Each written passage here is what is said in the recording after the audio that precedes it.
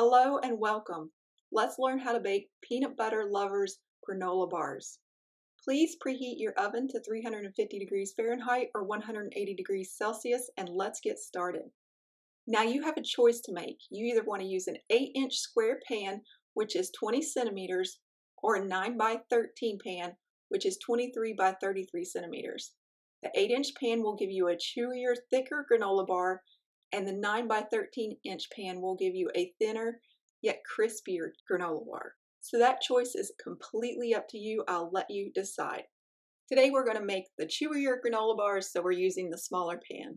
The next thing you want to do is line it with some parchment paper or aluminum foil. If you use aluminum foil, you will need to spray it or grease it well. The parchment paper is superior because it just peels right off. And what I like to do is just turn the pan upside down, pinch the corners, then turn it right side up, and then just kind of shove the paper inside and then just push it into the corners. We're going to set that aside and get a large bowl full of oats.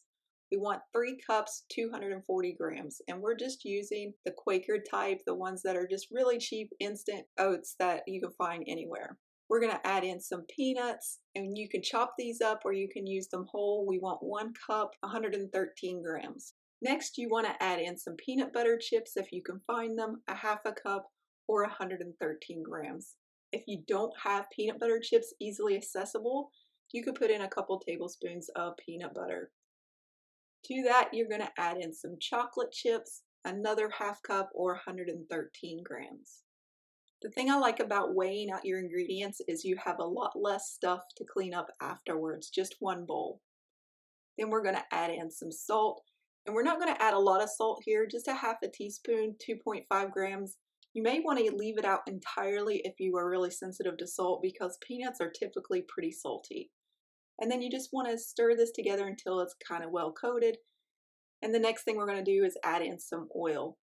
We want to add in 1/4 cup of oil, 60 milliliters.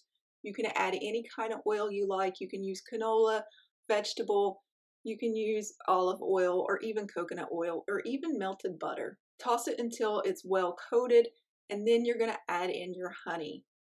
I'm using 1/2 cup of honey, 168 grams. You can add any kind of honey you like. Raw honey is really delicious.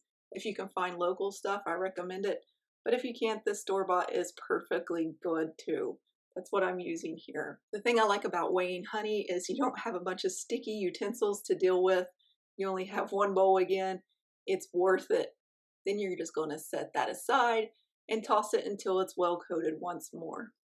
This is a really simple recipe to do, but the trick is getting them pressed into the pan really well, or they're just not going to turn out very good. They will fall apart if you don't press them into the pan really well, so take your time there. Once it's well coated, you're going to pour this into your pan, spread it out as evenly as possible, and then flatten it down with either the spatula, and if you're going to use the spatula, spraying it with a little bit of cooking spray or using some oil will help, or just use a piece of wax paper like I'm doing here and press it down. And you want to be really firm, like I said earlier. The firmer you push this into place, the better your bars are going to hold its shape when you go to cut it. If you don't press them down, they will just fall apart. Now, a worst case scenario, if it all falls apart, you can still eat it. Make it into granola cereal or just snack on it throughout the day. It's okay. Once it looks like this, you're going to pop it in the oven for 20 to 30 minutes. If you like them chewier, go on the 20-minute side, and if not, you want to go to 30 minutes. Let them cool completely in the pan before you remove them, and you're going to turn it upside down and it should just peel right off. Now you can use a serrated knife or a sharp knife, and I'm going to kind of show you what happens when you use a serrated knife. Sometimes it works out really well, but if you have a lot of nuts, sometimes it can make your granola fall apart. So just keep that in mind. Pressing straight down, you're going to get a nice cleaner cut. Again, when you let these cool completely, the honey has hardened quite a bit and it should make it really easy to cut them. Just cut them in the bars, and then you want to store them in an airtight container.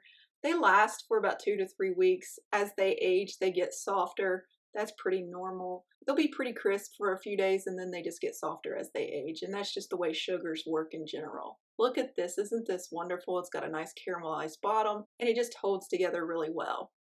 I hope you enjoyed this recipe. Here are your ingredients if you want to follow along. Thank you for visiting us at jacksonsjob.com. And as always, happy baking!